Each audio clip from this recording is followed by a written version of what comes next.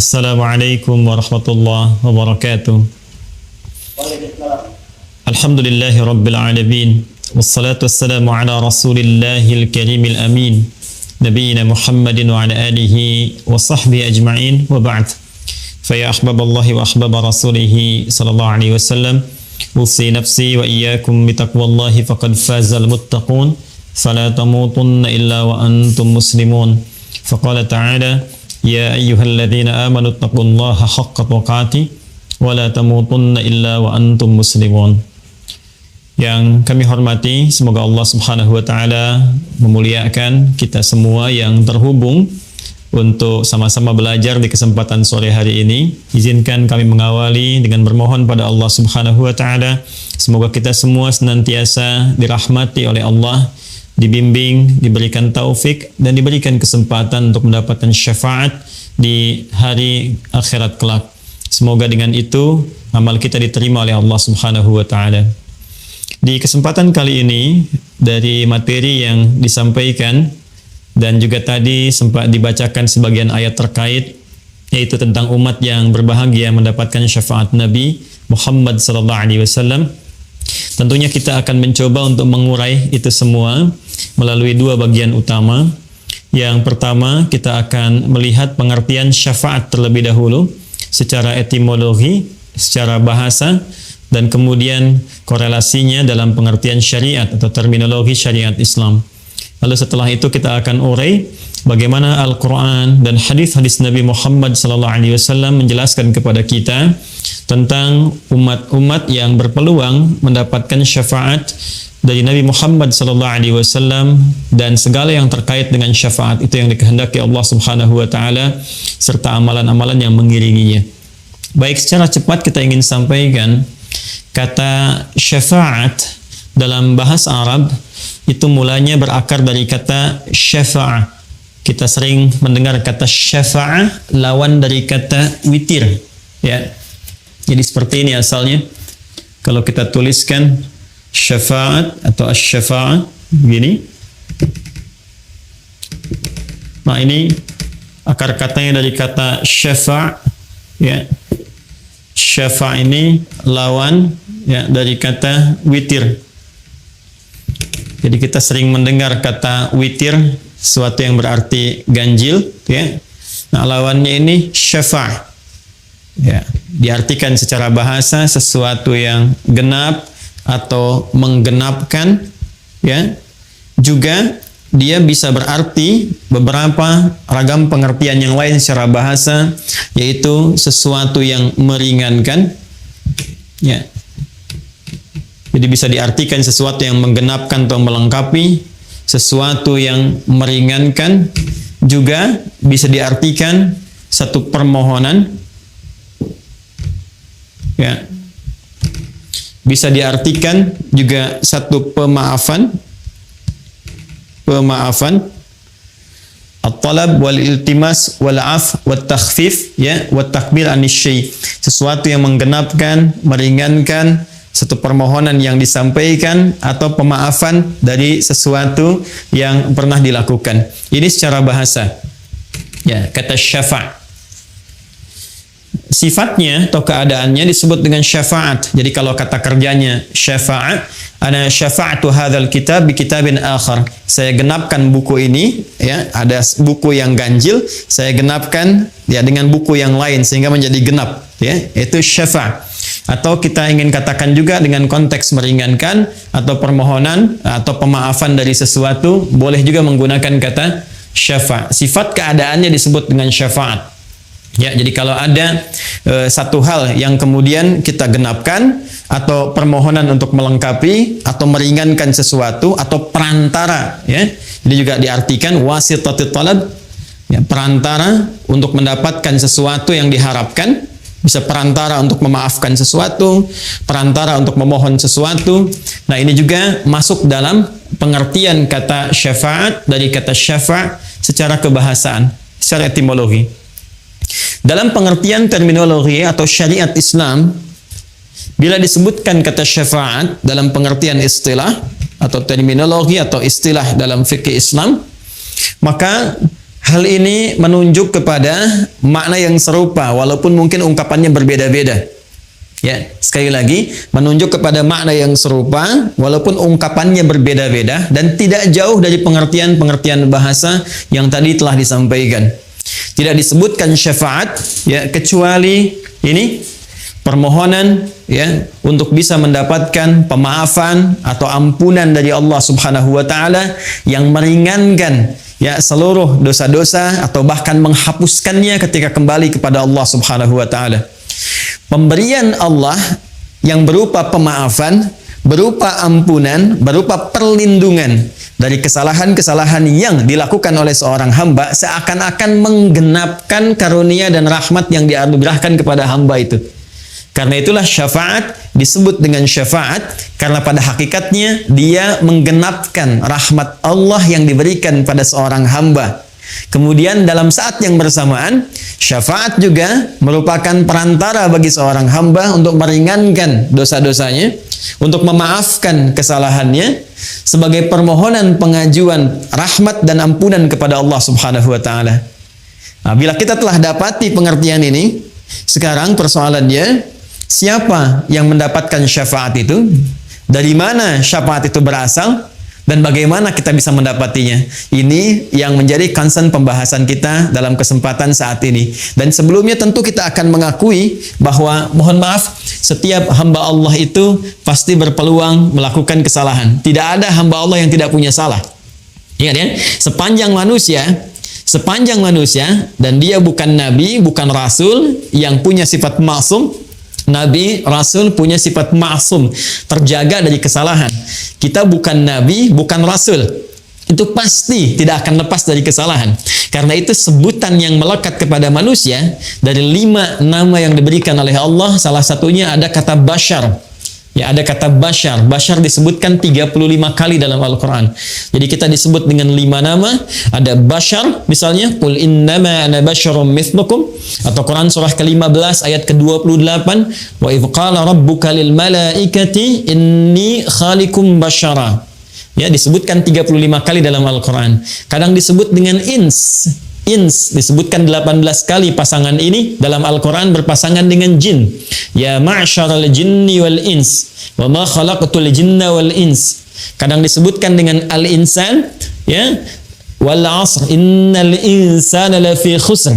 Ya, kadang disebutkan dengan menggunakan an-nas, ya, qul a'udzu birabbin nas, kadang disebutkan dengan menggunakan bani Adam. Ya bani Adam khudhu zinatakum 'inda kulli masjid. Semua penyebutan ini itu punya makna tertentu yang saling melengkapi makna-makna yang terkait dengan aktivitas kemanusiaan dan sifat-sifatnya.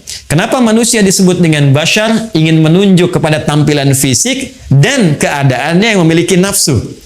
Jadi kalau malaikat dicipta dengan jiwa takwa saja, karena itu malaikat tidak punya peluang berbuat salah. Quran surah ke-66 di ayat yang ke-6. La ya'sunallaha ma amarahum wa yaf'aluna ma yu'marun. Malaikat itu yaitu materi penciptaannya dari jiwa takwa, karena itu sempurna, kecenderungannya baik saja. Kata Allah, malaikat tidak punya peluang berbuat maksiat, menyalahi ketentuan, ya, kemudian mengerjakan tugas sesuai dengan tupoksinya. Anda tidak akan pernah mendengar malaikat misalnya, mohon maaf, malaikat Jibril korupsi ayat, nggak pernah dengar kan ya? Atau malaikat Israel tertukar mencabut nyawa, kan tidak mungkin terjadi. Jadi kalau kita mengharap kesempurnaan, itu di malaikat. Lawannya ada makhluk yang diciptakan dengan nafsu saja, seperti hewan misalnya. Ya, belakangan kemudian dikompori oleh setan. Karena itu di Al-Quran malaikat dengan setan jumlahnya itu sama. 88. Malaikat disebutkan 88 kali, setan disebutkan 88 kali. Jadi malaikat jiwanya takwa saja, hewan itu nafsu saja. Nah, manusia itu menggabungkan keduanya. Saat tercipta keadaannya, ada jiwa takwanya yang cenderung pada kebaikan, sisi lain ada nafsunya yang nama lainnya disebut dengan fujur itu. Ya, Quran surah ke-91 Asy-Syams di ayat 7 sampai 10. Wa nafsin wa ma sawwaha fa alhamaha fujuraha wa taqwaha. Jadi setiap yang bernama manusia itu pasti ada dorongan-dorongan kebaikan jiwa takwa. Nanti yang didorong oleh malaikat, malaikat mendorong jiwa takwa kita supaya bangkit. Karena itulah ketika tadi ditampilkan misalnya ada pesantren begini, keadaan begini, itu sepanjang masih ada nilai kemanusiaan dalam dirinya, itu pasti ya, pasti akan ada dorongan kebaikan untuk merespon, walaupun responnya mungkin akan berbeda-beda, tapi minimal dia akan merasa ya, dengar suara adzan, nah itu ada pancaran dalam jiwanya, itu jiwa takwanya untuk merespon itu semua. Sisi lainnya ada fujur, nafsu. Ini yang diprovokasi oleh setan, diberikan was-was. Ya, nafsu ini nanti sebagai lawan dari takwa. Jadi kalau ada sifat jujur, nanti di nafsu ada dusta misalnya. Ya, kalau di takwa ada sabar, di nafsu ada marah. Demikian seterusnya, saling berkompetisi. Nah, yang paling menarik karena dalam diri manusia itu ada nafsu, maka konsekuensi yang terjadi, Quran surah ke-12 Yusuf ayat 53. Wa ma ubarri'u nafsi innan nafsa la'ammaratun bisu. Ya, sungguh aku tidak bisa mengatakan diriku itu orang suci. Kenapa? Karena masih ada nafsu. Sedangkan nafsu kecenderungannya diprovokasi oleh setan untuk mengajak kepada hal-hal yang buruk. Ya, illa ma rahima rabbi, kecuali yang dirahmati Allah. Itu para nabi yang terjaga tadi. Karena itulah, karena manusia memiliki kecenderungan nafsu, tidak lepas dari kesalahan, otomatis dalam kehidupannya pasti berbuat salah. Pasti. Ya, nah ketika kita datang ke dunia ini, kemudian kembali kepada Allah Subhanahu Wa Taala setelah berpetualang, mencari bekal, berkehidupan, dimanapun kita beraktivitas, pasti ada jejak-jejak kehidupan yang pernah ditapaki oleh sifat takwa, melahirkan kebaikan, itu yang disebut dengan amal soleh. Sisi lain ada jejak-jejak hitam yang ternoda, yang disebut amal salah itu, yang bersumber dari nafsu. Sekarang siapa yang bisa memastikan saat ini pada diri kita semua bahwa kebaikan kita, kesolehan kita itu lebih besar dibandingkan kesalahan kita? Siapa di antara kita yang bisa memastikan bahwa dalam hidup ini salahnya sedikit atau nggak punya salah sama sekali? Sampai sore ini saja jam 4:05 dari pagi kita bangun sampai sekarang, berapa kali, saya tidak katakan kita, mata ini melihat yang salah berapa kali? Lihat handphone, ya, ternyata ada gambar yang tidak pantas, ada video yang tidak elok untuk dilihat, itu baru mata. Berapa kali pikiran kita berbuat keliru berpikir sampai dengan detik ini? Berapa kali telinga mendengar yang keliru? Ya, sampai ke ujung kaki, kalikan berapa tahun kita menjalani kehidupan, berapa bulan, berapa hari terbayang, dan dalam saat yang bersamaan kita masih mengharapkan surga. Saat bersamaan kita bisa mengharapkan rahmat Allah Subhanahu Wa Taala. Nah, dalam rahmat itulah sebelum kita bertanya kepada Allah, Allah memberikan jawaban. Dengan sifat rahmannya, dengan sifat rahimnya, ada peluang-peluang hamba Allah. Sekalipun boleh jadi pernah melakukan kesalahan-kesalahan di muka bumi, atas rahmat Allah tertentu, maka diturunkanlah satu penggenapan dari amalannya yang dengan itu bisa meringankan dosa-dosanya atau bahkan menghapuskannya, memaafkan kesalahannya, dan menjadi perantara untuk mendapatkan rahmat yang terbaik. Itulah yang disebut dengan syafaat. Dan dari sini kemudian di Quran surah Az-Zumar, ya, surah ke-39 di ayat yang ke-44. Ya, Quran surah ke-39 di ayat yang ke-44 Allah menyampaikan, qulillahu syafa'atu jami'a. Ya, qulillahu syafa'atu jami'a. Allah minta kepada Nabi Muhammad SAW untuk memviralkan. Di bahasa orang sekarang, ya, untuk memviralkan kepada semua umatnya, terus berkelanjutan di setiap generasi, bahwa hey, jangan bersedih, jangan putus asa, karena dari sekian banyak hal yang kita lalui dalam kehidupan, saat berpulang kepada Allah, setiap hamba punya kesempatan untuk meraih penggenapan rahmat dari Allah Subhanahu Wa Taala yang bisa meringankan, bahkan menghapuskan dosa-dosanya, kesalahan-kesalahannya, sehingga dengan itu mendapati rahmat Allah Subhanahu Wa Taala. Apa kata Allah? Qul, katakan Muhammad sallallahu alaihi wasallam, qulillahu, ya, asy-syafa'atu jami'a. Masya Allah. Katakan Muhammad sallallahu alaihi wasallam milik Allah lah. Ini, ya. Milik Allah lah asy-syafa'ah. Ini syafaat. Kalau kita kembalikan ke arti tadi, milik Allah lah syafaat. Segala perantara yang dapat meringankan, ya, yang dapat menghapuskan kesalahan-kesalahan, dosa-dosa, permohonan untuk mendapatkan rahmat, penggenapan semua anugerah dari Allah Subhanahu wa taala. Katakan Muhammad, semua bentuk ini, semua dalam bahasa Arab, semua hal yang terkait dengan satu hal tertentu, semuanya bersifat holistik, komprehensif, itu bahasa Arabnya jami' namanya. Ya. Man ittasala fi hadha silk al-yutubi fi hadha al-masa jami'an. Saya ingin katakan semua yang terhubung lewat channel YouTube di kesempatan sore hari ini, semua Anda, mencakup Anda, ya, dengan status sosial apapun, itu bahasa Arabnya menggunakan kata jami'an. Ya, kata Allah, kalau ada peluang syafaat dalam bentuk apapun, saat kita kembali kepada Allah Subhanahu wa taala, khususnya di akhirat nanti, itu semua milik Allah, kembali kepada Allah Subhanahu wa taala. Ya, bahkan nanti Allah menantang dan menegaskan di Quran surah Az-Zukhruf tadi yang dibacakan di ayat ke-86-nya tadi, ya, oleh qari kita. Ya, maka ditanya kan, ya, siapa yang bisa mendapatkan dan memiliki syafaat selain Allah Subhanahu wa taala? Nah, itu satu penegasan dari Allah Subhanahu wa taala untuk memberikan kesan pada setiap hamba. Pertama, setiap kita berpeluang mendapatkan satu perantara-perantara kebaikan, yaitu syafaat dari Allah Subhanahu wa taala yang dapat meringankan dosa-dosa kita, bahkan menggugurkannya dan menaikkan status baik kita di hadapan Allah Subhanahu wa taala. Yang kedua, juga penegasan dari Allah Subhanahu wa taala di surah yang lainnya bahwa selain Allah tidak memiliki hak prerogatif untuk bisa menetapkan syafaat yang dimaksudkan. Baik, kalau kita sudah paham sampai di sini, mengetahui makna syafaat secara istilah, pemilik syafaat itu siapa? Baru kemudian kita bisa berbicara bagaimana kita bisa mendapatkan informasi tentang syafaat itu yang bersumber dari pemiliknya. Yang bersumber dari pemiliknya. Mari kita lacak, Bapak Ibu sekalian, ke Quran dulu. Surah ketiga Ali Imran, di ayat ke-31. Setelah ini nanti baru kita akan masuk dalam turunan hadis-hadis Nabi sallallahu alaihi wasallam. Baik. Qul in kuntum tuhibbunallaha fattabi'uni yuhibbukumullahu wa yaghfir lakum dzunubakum. Baik, mari kita fokus pelan-pelan. Kembali ke makna syafaat yang tadi kita sampaikan. Ya, syafaat adalah satu anugerah, penggenapan dari amalan, pemberian ampunan, pemaafan dari kesalahan-kesalahan, perantara untuk mendapatkan rahmat Allah Subhanahu wa taala. Kalau kita ambil semua hal tadi, semua makna tadi, bukankah ini mengarah kepada cinta Allah Subhanahu wa taala? Yang menariknya, formulasi cinta dalam Al-Qur'an ketika seorang hamba mendapatkan cinta Allah, itu formulasinya, raihan yang didapatkan pertama kali adalah buah-buah dan syafaat. Buah syafaat itu kan ampunan Allah tadi kan?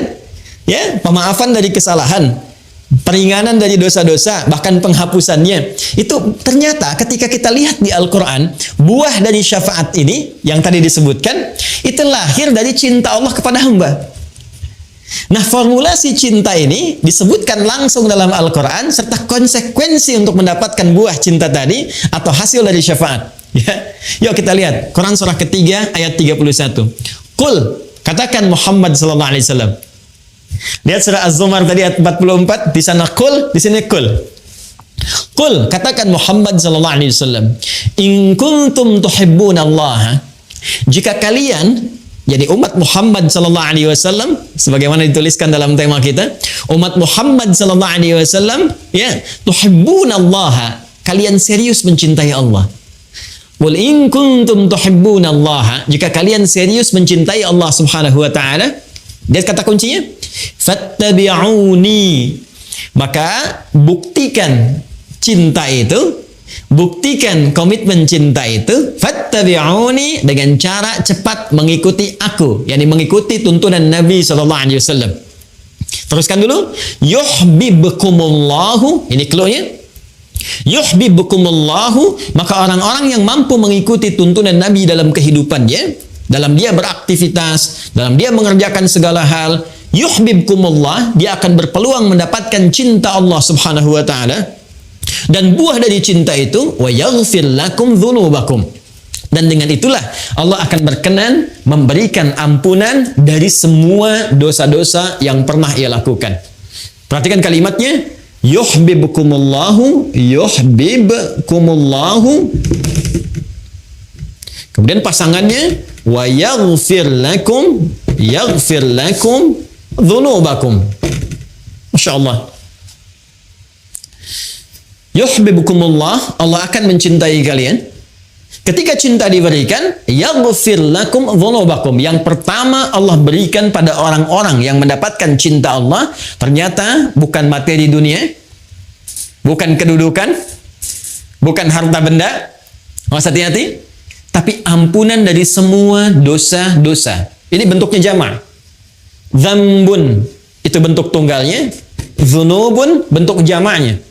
Ketika Allah mencintai seorang hamba, kata Allah yang pertama diberikan ampunan dari semua dosa-dosanya. Bukankah ampunan dari segala dosa itu adalah buah dari syafaat? Ya? Ya kalau kita lihat tuh, ya bagaimana hubungannya tuh, ya gambarannya. Dari syafaat tadi telah kita uraikan.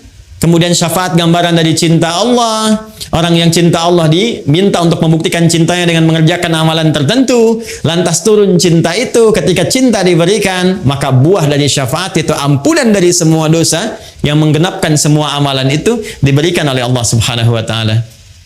Nah, jadi kalau ingin kita katakan siapa yang berpeluang mendapatkan syafaat itu, maka dijawab oleh ayat ini fattabi'uni, yaitu orang-orang yang mau mengikuti tuntunan atau petunjuk Rasulullah sallallahu alaihi wasallam, Nabi Muhammad sallallahu alaihi wasallam.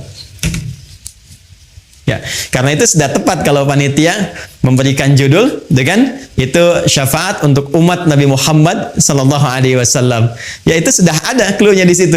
Bagaimana kita bisa mendapatkan syafaat? Syarat pertama ini. Mengikuti tuntunan atau menjadi umat Nabi Muhammad sallallahu alaihi wasallam. Ini bagian yang pertama. Baik, yang kedua, Bapak Ibu sekalian, setelah kita mendapati informasi ini, dan alhamdulillah kita telah masuk dalam frame syafaat yang dimaksudkan. Artinya peluang ini sudah hadir di hadapan kita. Ya, alhamdulillah sampai sore hari ini ya kita memastikan diri menjadi bagian dari umat Nabi Muhammad sallallahu alaihi wasallam. Alhamdulillah yang selalu diupdate ya komitmen itu, pernyataan itu 5 kali bahkan dalam sehari sedikitnya. Ya, bukankah dalam setiap sholat kita menegaskan kembali bahwa kita umatnya Nabi Muhammad sallallahu alaihi wasallam ya dengan mengatakan asyhadu an la ilaha illallah wa asyhadu anna Muhammadar Rasulullah. Itu 5 waktu kan dalam sehari. Subuh sekali, zuhur 2 kali sudah 3, asar 2 kali sudah 5, maghrib 2 kali sudah 7, isya 2 kali sudah 9. Jadi paling sedikitnya kita 9 kali itu ya dalam sehari, paling sedikitnya dalam sholat untuk menegaskan bahwa ya Allah, aku menuhankanmu, tiada Tuhan selain Engkau, aku siap mengabdi kepadamu dan mengikuti tuntunan Nabi Muhammad SAW yang aku tetapkan sebagai Rasul dan petunjuk-petunjuk darimu yang dibawanya. Nah, jadi alhamdulillah sepanjang kita masih menunaikan salat, sepanjang kita beriman kepada Allah, maka frame kesempatan bingkai yang hadir di hadapan kita untuk mendapatkan kesempatan meraih syafaat itu terbentang luas. Tinggal persoalannya, apakah kita akan masuk ke bingkai syafaat itu? Ya, ini pintunya sudah ada. Ya, ini dikasih ini setiap kita nih. Silahkan, ini ada pintu syafaat. Mau dibuka nggak? Ya, jadi sangat sayang sudah diberikan peluang, pintunya ada, Anda nggak buka. Jadi yang salah bukan Allah. Yang salah bukan Rasulullah. Ya, karena itu sangat berbahagia jika seseorang berpetualang dalam kehidupan di muka bumi, lalu pintu syafaat diberikan dan dia mau membuka pintunya. Ah, sekarang bahasan selanjutnya ini menjadi pamungkas dari sesi pembahasan kita saat ini.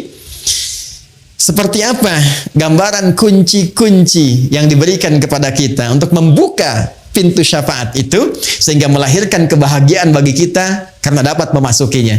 Untuk membuka pintu itu kita butuh kunci-kuncinya. Nah, kunci ini yang akan kita urai di kesempatan kali ini untuk mendapatkan syafaat Nabi Muhammad SAW khususnya saat kembali kepada Allah Subhanahu wa taala. Karena terkait dengan kunci-kunci pintu syafaat yang ditugaskan oleh Allah kepada Nabi Muhammad SAW untuk disampaikan kepada kita. Karena itu kita akan berinteraksi dengan keterangan Nabi SAW. Ya, khususnya terkait dengan hal-hal yang berkelindan dengan persoalan syafaat. Karena keterangan Nabi SAW ada dalam hadis, karena itu kita coba lacak dalam kitab-kitab hadis Nabi Muhammad SAW. Baik, satu. Ya, kita sekarang akan masuk ke kunci-kunci pembuka pintu syafaat. Ya. Satu, ada dalam hadis riwayat Al-Bukhari. Ini saya ada kitabnya. Ya. Hadis riwayat Al-Bukhari. Dalam topik yang ketiga. Jadi ada 97 topik atau 97 kitab di Sahih Al-Bukhari. Topik yang ketiga, nomor hadis 99. Bab yang ke-33. Babul hirfi 'alal hadis, ya, bab semangat untuk mencari dan mempelajari hadis, riwayat dari sahabat Abu Hurairah radhiyallahu taala anhu. Saya langsung cepat, ya. Rasulullah SAW pernah menyampaikan dalam hadis ini, perhatikan kalimatnya, as'adun nasi bi syafa'ati yaumal qiyamati man qala la ilaha illallah khalisan min qalbihi aw nafsi. As'adun nasi, orang yang paling bahagia, bisyafa'ati, karena mendapat syafaatku, yaumal qiyamati, di hari kiamat. Baik, satu, saya kembalikan. Satu, terdapat dalam Sahih Al-Bukhari, nomor hadis 99 dalam Kitabul Ilmi. Kita tuliskan amalannya. Yang pertama, tadi syafaat milik Allah, lalu Allah memberikan penegasan, ya, kepada Nabi Muhammad SAW. Penegasan yang pertama, Allah menyampaikan ada peluang diberikan langsung kepada Nabi Muhammad sebagai apresiasi tertinggi, penghargaan tertinggi pada seorang Nabi dan Rasul, ya, untuk memberikan syafaat dengan izin Allah Subhanahu Wa Taala. Siapa yang mendapatkan syafaat Nabi ini? Nabi sendiri yang langsung menyampaikan. Kata beliau, as'adun nasi, orang yang paling berbahagia. Ya, orang yang paling berbahagia, bi syafaati, yang mendapatkan syafaatku, yaumal qiyamati, di hari kiamat, man qala la ilaha illallah khalisan min qalbihi aw nafsihi, ialah orang yang mampu dengan ikhlas. Awas. Orang yang mampu dengan ikhlas, dengan tulus mengucapkan la ilaha illallah, ikhlas bersyahadat, min qalbihi aw nafsihi, yang bersumber langsung dari kalbunya, dari jiwanya.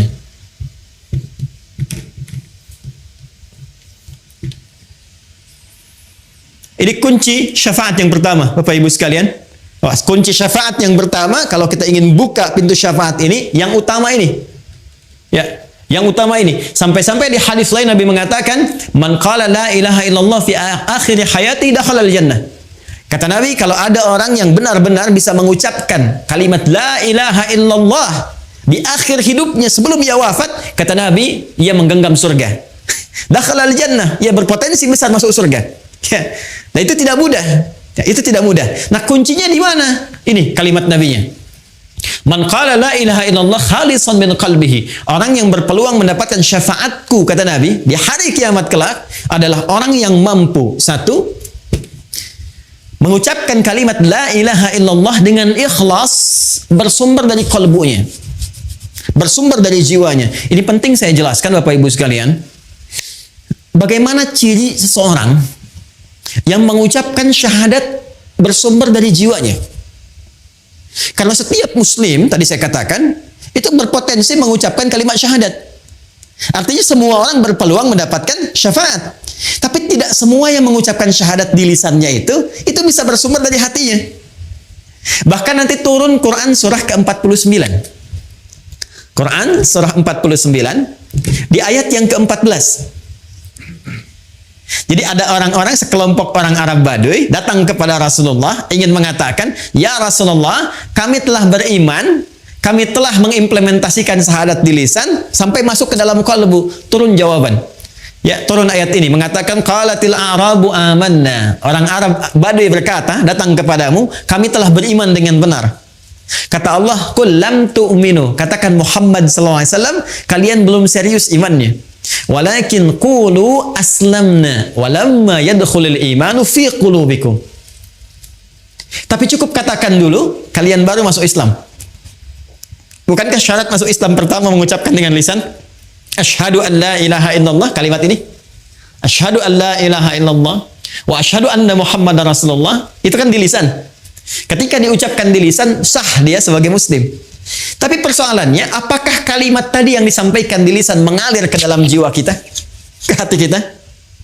Ya, ini ada perbedaannya. Kata Al-Quran langsung ditegaskan, jika syahadat yang diucapkan itu mengalir sampai kepada kejiwanya, ya, maka ini akan melahirkan satu getaran dalam jiwanya, berbentuk sebuah keyakinan tanpa ragu terhadap apa yang ia yakini, yang ia peluk, yaitu Islam. Ya, keyakinan tanpa ragu itulah yang disebut dengan iman namanya. Orangnya disebut dengan mukmin namanya. Nah, ciri-ciri orang yang punya iman, yang bernama mukmin itu, ini punya cirinya. Ketika syahadatnya sampai ke dalam jiwanya, kemudian masuk ke dalam jiwa takwanya, yang tadi saya sebutkan di awal, dia menjadi mukmin, bukan sekedar muslim. Ya, dia punya iman, keyakinan tanpa ragu dalam jiwanya, maka getaran keimanan ini itu akan menjadi cahaya yang memberikan bimbingan kepada setiap anggota tubuhnya untuk melakukan perbuatan sesuai dengan bimbingan imannya. Perbuatan dalam bahasa Arab disebut dengan amal.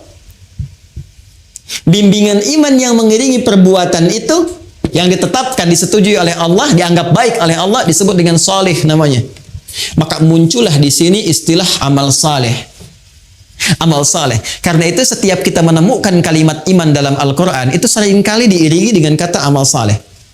Sekarang tiba waktu asar kan? Tadi kan kita salat asar ya? Sekarang surah Al-Asr, lihat ayat surah ke-103. Wal asr. Ya, wal asr. Aku bersumpah kata Allah demi kesempatan waktu yang diberikan pada setiap hamba. Asar itu bukan sore. Asar itu setiap kesempatan yang diberikan oleh Allah kepada kita untuk beraktivitas. Innal insana lafi khusr. Setiap manusia itu berpeluang rugi karena tak mampu menggunakan kesempatan yang aku berikan, kata Allah, untuk meniti aktivitas yang baik.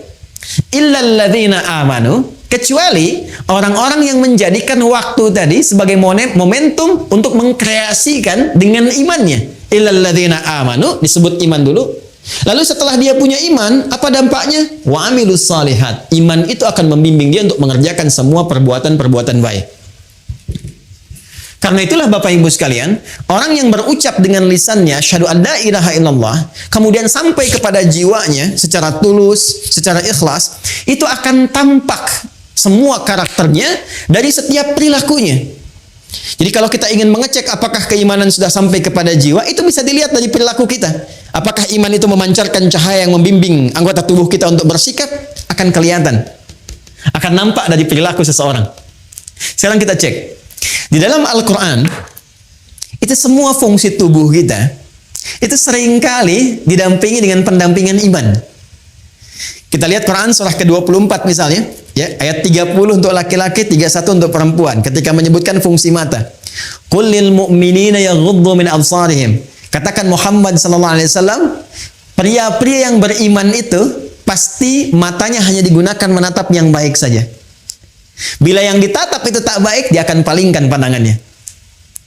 Quran surah ke-49 ayat 11 sampai 12. Ya ayyuhalladzina amanu, hai semua orang yang beriman, la yasra qaumin qaum, jangan gunakan lisanmu untuk berkata yang tidak baik, apalagi mencela orang lain. La yaghtab ba'dukum ba'dha, jangan bikin hoax, jangan bergibah. Ya, dari mata, dari mulut, lisan, tangan sampai ujung kaki. Ternyata ketika ini akan disebutkan fungsinya, perilakunya, Allah lebih dulu menyebutkan tentang ini cahaya imannya. Jadi mata orang beriman ketika digunakan pasti akan menatap yang baik-baik. Lisan orang beriman pasti akan bertutur yang baik-baik. Tangan orang beriman menggenggam yang baik sampai ujung kakinya.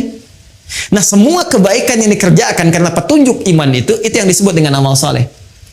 Jadi kalau ada orang yang ingin masuk dalam pintu syafaat, mendapatkan kunci yang pertama, secara singkat rumusnya adalah ini, la ilaha illallah dengan ikhlas yang ditandai dengan meningkatkan amal soleh dalam kehidupannya.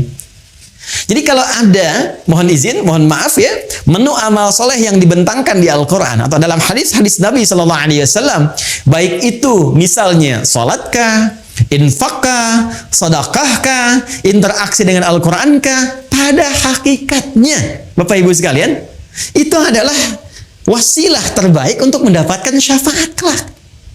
Ya.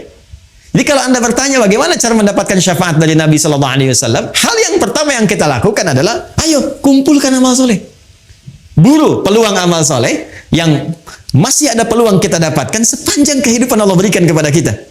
Ya, jadi ini kunci yang pertama, seseorang yang ingin mendapatkan syafaat dari Nabi Muhammad SAW khususnya, maka rumus umum yang pertama, sekali lagi saya katakan rumus umum yang pertama, artinya semua orang berpeluang mendapatkannya, ya, adalah mengumpulkan amal soleh dari semua peluang yang dibentangkan kepada kita dalam konteks kehidupan kita pada saat ini. Jadi silahkan Pak, ya, kalau nanti tiba waktu salat, ya kita membacanya bukan sekadar kewajiban, ini peluang saya mendapat syafaat nih. Kalau saya tinggalkan, saya malas-malasan, sekarang Anda merespon salat dengan malas-malasan.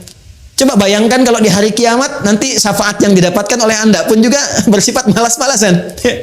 Ya Rasulullah, saya ingin syafaatmu, ya, malas nanti aja, kamu tunggu giliran gitu kan.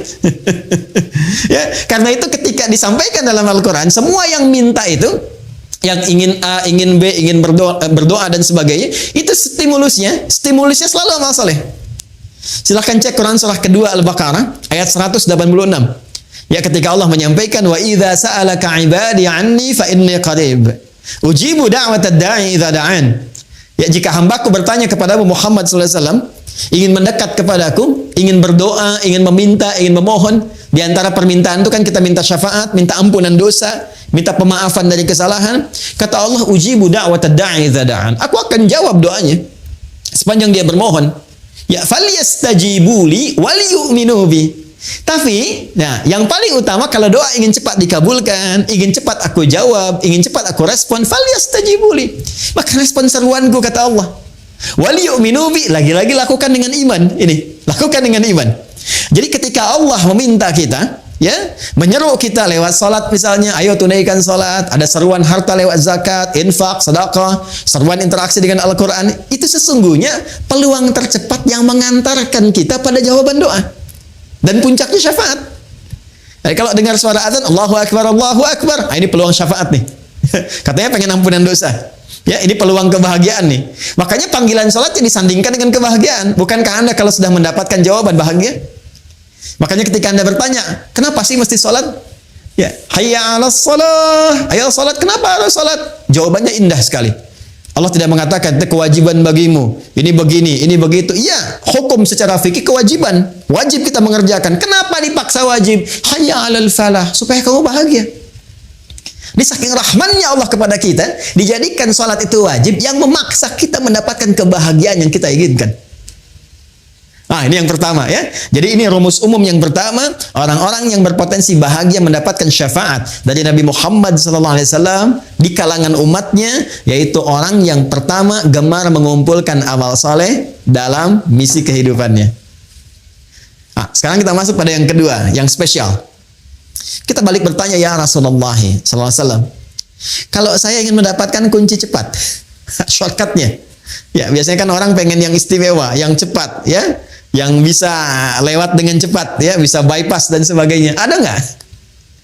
Maka disinilah setelah yang umum dirincilah amalan-amalan spesifik yang mempercepat seseorang bisa mendapatkan syafaat. Baik, yang pertama, mari kita kembalikan ke hadis Nabi Sallallahu Alaihi Wasallam. Qala Rasulullah Sallallahu Alaihi Wasallam bima ma'na awlan nasi bi syafaati yaumal qiyamati aktsaruhum alayya salatan. Baik, tadi amalan umum, sekarang kita masuk kepada amalan cepatnya yang khusus. Orang yang paling utama, kata Nabi, aulan nasi, orang yang paling utama bi syafaati yaumal qiyamati, untuk mendapatkan syafaatku di hari kiamat, aktsaruhum alayya salatan, yaitu orang yang paling banyak di antara mereka bersolawat kepadaku, kata Nabi Muhammad sallallahu alaihi wasallam. Jadi kalau tadi masih umum sifatnya amal saleh, insyaallah, ya, Kalau tadi masih umum, sifatnya amal soleh, jadi amal soleh apa saja bisa sholat, yang harta zakat, infak, sedekah dan sebagainya. Sekarang mulai khusus. Ya. Yang kedua adalah salawat kepada Rasulullah sallallahu alaihi wasallam, Muhammad sallallahu alaihi wasallam. Allahumma salli ala sayyidina Muhammad wa ala alihi wa sahbihi. Allahumma salli ala sayyidina Muhammad. Kita bacakan. Ternyata manfaat salawat itu bukan hanya menghadirkan feedback, ya, satu balasan balik, umpan balik kepada kita semua, berupa 10 kali lipat balasan dari Allah. Kan di hadis lain Nabi mengatakan, "Man shalla alayya salatan wahidah, sallallahu alaihi asyra salawat." Siapa yang bersalawat kepada aku sekali salawat, maka Allah akan membalas kepada dirinya 10 kali lipat. 10 kali. Ini agak tajam ya, kita secara ilmiah kita tunjukkan. Perhatikan baik-baik. Kalau ada yang mengatakan begini, misalnya itu nabinya umat Islam aja masih belum selamat, masih butuh salawat dari umatnya. Ini menunjukkan belum paham, ya, belum memahami esensi dari salawat. Ya, esensi salawat itu pada hakikatnya bukan untuk Nabi Muhammad, tapi kemuliaan Nabi itu yang melahirkan aura kebaikan yang dampaknya diberikan kepada kita. Jadi sebetulnya saat kita sedang bersolawat, ya itu kembali kepada kita manfaatnya. Menunjukkan kecintaan kepada Rasulullah itu melahirkan rahmat Allah, yang rahmat itu diberikan kepada kita 10 kali lipat dari ucapan yang kita sampaikan. Ya. Jadi hakikat dari solawat itu sesungguhnya untuk menghadirkan pahala dari amalan kita yang kembali kepada kita 10 kali lipat, Masya Allah. Di begitu Anda mengatakan di hari ini sekali Allahumma sholli ala sayyidina Muhammad misalnya, itu langsung diberikan ganjaran, ya, balasan oleh Allah 10 kali dari apa yang kita lakukan. Nah, pertanyaannya, apa bentuk balasan yang Allah berikan itu dari kalimat sholawat yang kita ucapkan? Bapak Ibu sekalian, sholawat itu bentuknya banyak nanti. Ya, ada sholawat dari Allah diantaranya, ada sholawat dari malaikat diantaranya.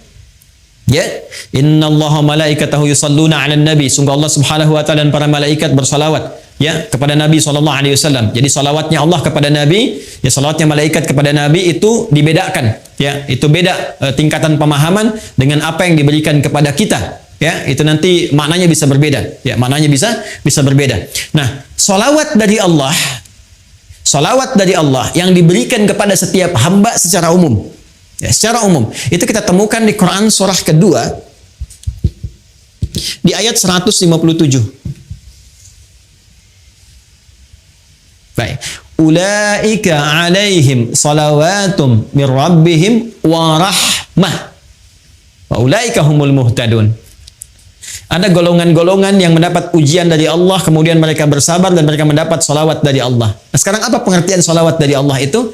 Langsung ditafsir dengan ayat Al-Quran. Perhatikan kalimatnya, dijelaskan oleh Allah, ulaika alaihim salawatum min rabbihim, mereka itulah orang-orang yang mendapatkan salawat dari Allah Subhanahu wa taala, wa rahmah, dan rahmat. Jadi bentuk salawat yang pertama itu bisa berupa rahmat.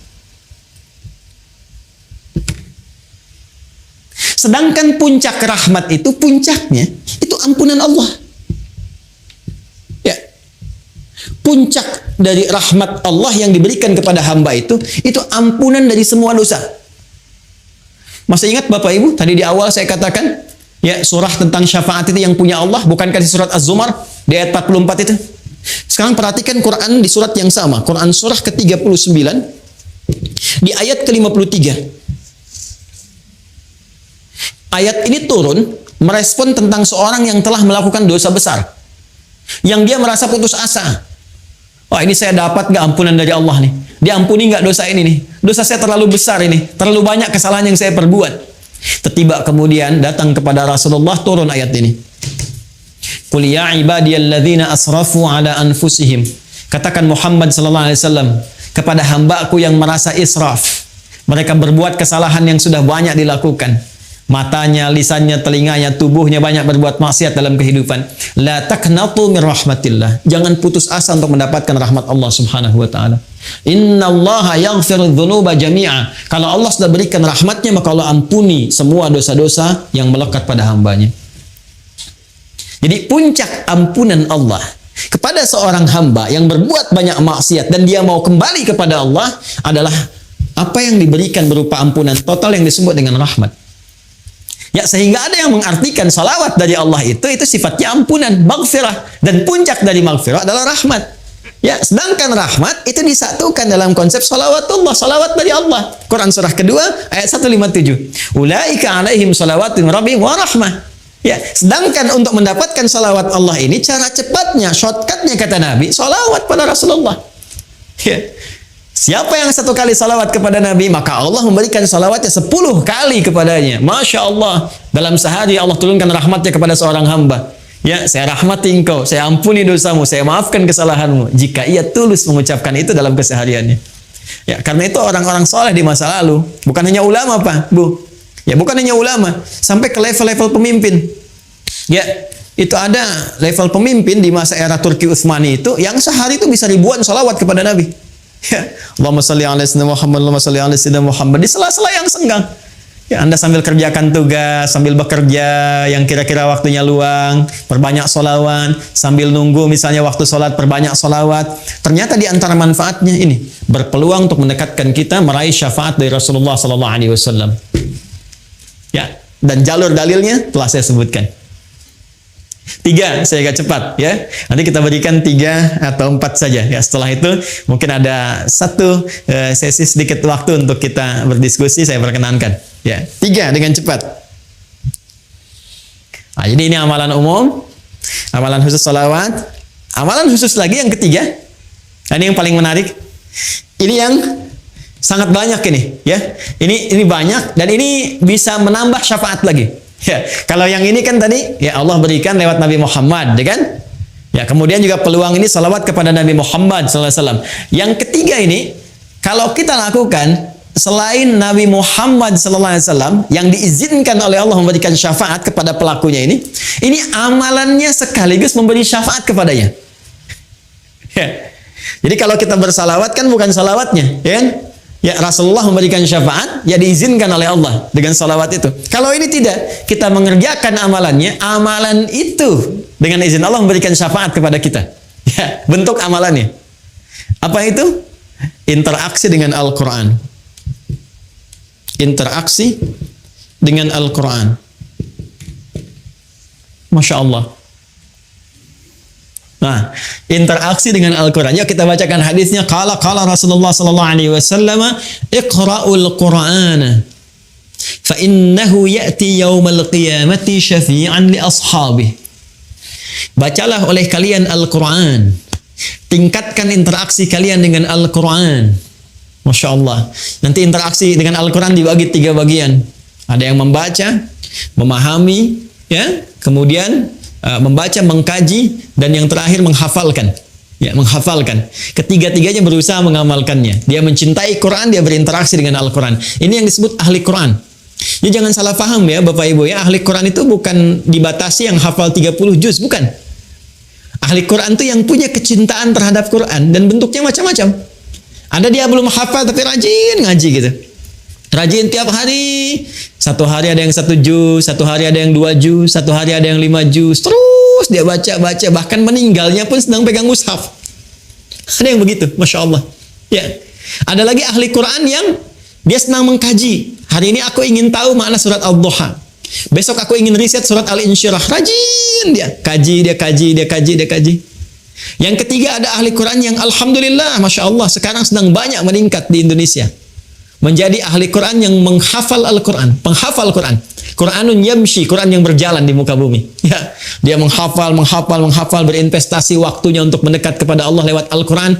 Ternyata itu luar biasa. Kata Nabi, iqra'ul Qur'ana, berinteraksilah kalian dengan Al-Quran, minimal kalian perbanyak bacaan Al-Quran itu. Fa innahu ya'ti yaumal qiyamati syafi'an li ashabi. Karena sesungguhnya Al-Quran itu sendiri, akan datang di hari kiamat, ya, kemudian memberikan syafaat kepada sahabat-sahabatnya.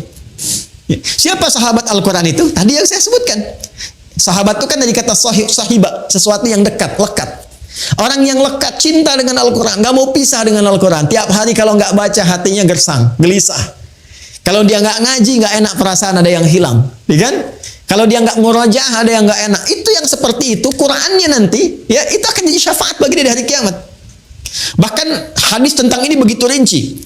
Kalau kita lihat di At-Tirmidzi misalnya, ya di At-Tirmidzi hadisnya lebih jelas sekali. Ya ketika nanti akan dihisab di hari kiamat, itu selain diberikan pahala yang sangat luar biasa, satu hurufnya 10, man qara'a harfan min kitabillahi falahu asyru hasanat, siapa yang membaca satu huruf di kitabullah itu, di Al-Quran, dibalas dengan 10 kebaikan. Ya, langsung. Nanti saat kembali kepada Allah, Qurannya berkata, Allahumma halli. Ya, sebelum ditempatkan dia ke surga dengan izin Allah Subhanahu wa taala ketika mendapat rahmatnya, kata Allah, ya, itu langsung Qurannya memohon kepada Allah, Allahumma halli, ya Allah, berikan hiasan pada dirinya, bedakan dengan yang bukan ahli Al-Quran.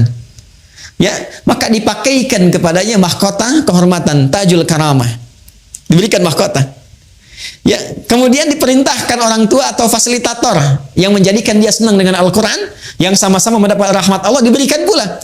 Kemudian Al-Qurannya berkata, ya Allah tambahkan lagi kepadanya. Ya, tambahkan kepada yang ahli Quran tadi, bedakan dengan fasilitator. Fayul basu ilaihi libasal karamah, maka dipakaikan jubah kehormatan. Jadi dia pakai mahkota kehormatan, pakai jubah kehormatan, dan dahsyatnya ketika akan masuk ke dalam surga setelah mendapatkan syafaat tadi yang Allah izinkan, itu turun langsung ayat menyampaikan. Di Quran surah ke-13 Ar-Ra'd ayat 23 sampai 24. Itu diparadekan, disambut oleh semua para malaikat di depan pintu surga. Jannatu 'adnin yadkhulunaha wa man salaha min abaihim wa azwajihim wa dhurriyyatihim wal malaikatu yadkhuluna 'alaihim min kulli bab. Salamun 'alaikum bima sabartum fa ni'ma 'uqbaddar. Sani'ma uqbaddar. Ya, kata Allah, ada nanti golongan sekeluarga besar, sekelompok akan masuk surga dari surga Aden. Kemudian disambut oleh para malaikat di depan pintu surga. Mereka melewati. Kata malaikat, selamat ya, kalian telah sabar berjuang untuk mendapatkan kemuliaan ini. Sekarang silahkan nikmati tempat terindah yang paling nikmat yang belum pernah dijamah oleh siapapun dari makhluk Allah Subhanahu wa taala. Ahli Quran. Ahli Quran. Ya, bahkan nanti di hadis lain, ya, di hadis lain, Anda yang baru sampai Al-Baqarah saja dengan Ali Imran, itu diapresiasi langsung oleh Allah. Al-Qurannya itu, Al-Baqarah, Ali Imrannya menjadi pelindung kita di Yaumil Mahsyar. Syafaat pertama yang didahulukan. Itu kalau sudah begitu tanda-tanda kebaikan. Kan di hadis umum itu cuma 7 golongan kan? Masih dengar? Ya, masih ingat? Sab'atun yadhilluhumullahu fi dhillin yauma la dhilla illa dhilluh. Ada 7 golongan yang dilindungi, dinaungi di hari kiamat. Ya, saat proses hisab itu, saat semua orang tidak berpotensi mendapatkannya, 7 golongan dapat itu. Ya, al-imamul adil, ada pemimpin yang adil, dan terusan-terusan yang lainnya. Ya, tapi dari sekian banyak 7 golongan itu, ada orang yang punya khusus, spesifik, naungan khusus. Jadi kalau dia keluar dari naungan besar itu pun masih ada naungannya sendiri. Siapa itu? Adalah orang yang menjadi kerabat surah Al-Baqarah dan surah Ali Imran. Iqra'u Zahrawaini, kata Nabi. Hei, banyak-banyakin kalian dekat-dekat dengan surah Al-Baqarah dan Ali Imran. Zahrawaini. Ya, fa'innahuma, maka sesungguhnya mereka berdua, ya, yaitu Al-Baqarah dan Ali Imran itu, keduanya akan menjadi 2 awan yang menaungi khusus.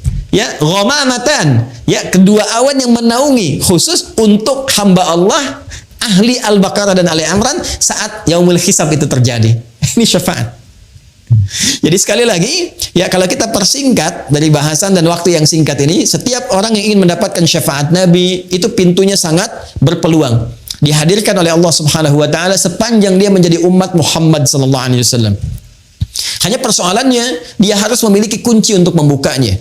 Maka kuncinya terletak kepada amal-amal saleh. Dia bisa siapkan dari sekarang menu-menunya. Silahkan sepanjang punya kesempatan, Bapak Ibu sekalian, rumuskan amal saleh yang bisa kita lakukan saat ini. 1, 2, 3 dan sebagainya. Sepanjang kita mampu. Ya, kalau bisa, saya waktu kecil itu suka bikin buku isinya tuntunan amal saleh. Jadi saya tuliskan tuh. Kalau sholat ada berapa jenis, yang fardu, yang sunnah, terus gitu. Nanti kalau saya kerjakan checklist, kalau tidak saya silang gitu ya. Terus nanti di harta ada zakat, infak, sedekah, sehari targetnya berapa, sebulan keluar enggak gitu ya. Nah, dengan Al-Quran targetnya sehari berapa, terus itu kalau sampai meninggal kita konsisten, istiqamah kita melakukannya, Masya Allah, itu akan ada tanda-tanda kebaikan, bahkan sejak hidup, akan wafat sampai wafat, kemudian saat dibangkitkan. Dikumpulkan di surah ke-19 di ayat ke-15. Wassalamun alaihi yauma wulida wa yauma yamutu wa yauma yub'atsu hayya. Ini jaminan yang pernah diberikan kepada Nabi Yahya alaihissalam dan disampaikan kepada kita sebagai berita gembira untuk mengikutinya, yaitu umatnya Nabi Muhammad SAW. Ada orang-orang dijamin oleh Allah selamat, tenang, bahagia, damai ketika hidup. Ya, hidupnya penuh dengan ketenangan, kedamaian. Ketika meninggal tenang juga. Bahkan panggilannya ya ayyatuhan nafsul mutmainnah. Quran surah 89 ayat 27 sampai 30. Di alam kuburnya dijamin kebaikan. Ali Imran ayat 169 sampai 171. Saat pulang pun ke akhirat mendapatkan keselamatan. Wa yauma yub'atsu hayya, dengan syafaat yang Allah berikan. Sekarang tinggal pilih, silahkan. Ya, yang ada peluang dengan Al-Quran, mulai sekarang bikin menu Al-Quran. Ya, ada peluang dengan solawat. Wah, ini selalu punya peluang, kita banyakin solawat. Ada peluang dengan harta benda. Tadi juga sudah banyak ditawarkan amalan. Ya, boleh jadi ditampakkan di hadapan kita untuk menyentuh. Barangkali ada sebagian dari rezeki yang Allah titipkan untuk bisa menyambut amalan-amalan itu semua. Ya, saya kira itu yang bisa saya antarkan. Ini baru mukaddimah sebetulnya. Baru mukaddimah karena kita hanya mengemas dalam kurang lebih 1 jam. Ini gambaran umumnya seperti ini. Kalau nanti ingin masuk ke detail-detailnya, kita harus masuk ke dalam satu pembahasan yang lebih spesifik. Seperti sholat, apakah setiap orang sholat dijamin benar? Apakah setiap orang infak itu dijamin akan benar infaknya? Ya, nah ini ada babnya tersendiri yang insya Allah mudah-mudahan di kesempatan lain bisa kita dalami.